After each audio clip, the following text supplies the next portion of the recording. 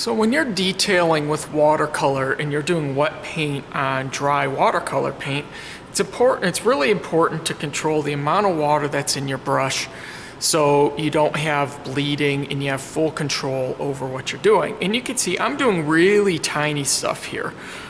You could do bigger details on your projects. You're going to have the whole paper, but I wanted to show you the potential of how to control these things. You could see the kind of details I'm doing on these. Now this here, I have multiple layers of details and I have to wait for each layer to dry completely before I put the next one. If I were to put these red stripes on while the background red was wet, it would bleed into it. So you have to wait, when you're layering, you have to wait for each layer to completely dry. So I'm just going to demonstrate another tree down here just with some lining. And you could do all sorts of stuff when you're layering. You could do, here I did another gradient over this shape, just like I did my original gradients. It's all up to you how you want to do things.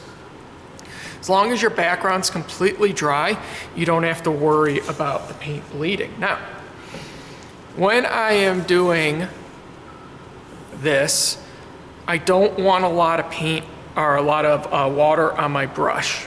I want my brush to be pretty dry, and I'll get some color here. I'm going to use black, and I don't want a lot of liquidy color on my brush.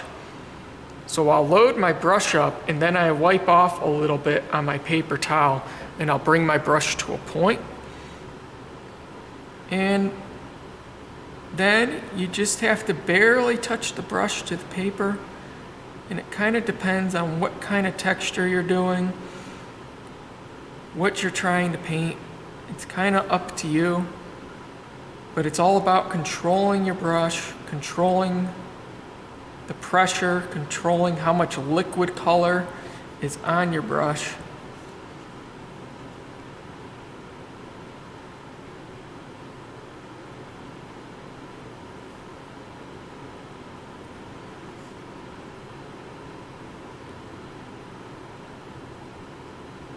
And you could see, to make these nice thin lines, I'm kind of lifting as I'm painting.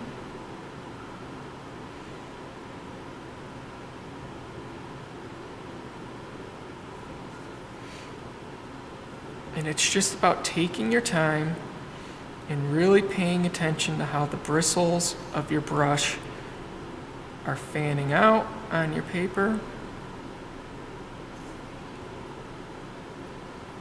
And knowing how your brush behaves is very important when you're doing little detail work like this.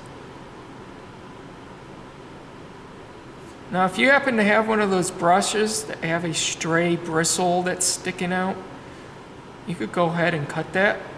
I wouldn't cut a lot of the brush hairs, but sometimes brushes get that single hair that's sticking out, and it could cause issues, so you could always trim that off.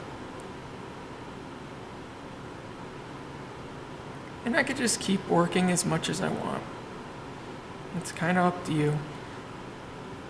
But this whole point of this part of this is just practicing control of your brush, so when you go to do your final landscape painting, you really know how your brush is going to behave, so your painting can turn out the way you want it. And that's really it. It's really quite simple. So you can use lining techniques to outline things. You don't have to use black. I'm using black just because it's easy for you to see, but you can see here I did stuff with all sorts of colors here. You can see on the brown roof I did some textures. Layering and texturing could be done with multiple layers of paint. You can see I did a texture here. There's all sorts of different things you could do. It's all about controlling the dryness of the paint on the paper, how much liquid color is in your brush. You just got to pay attention to all the little things and not just blindly dip the brush in without thinking about what you're doing.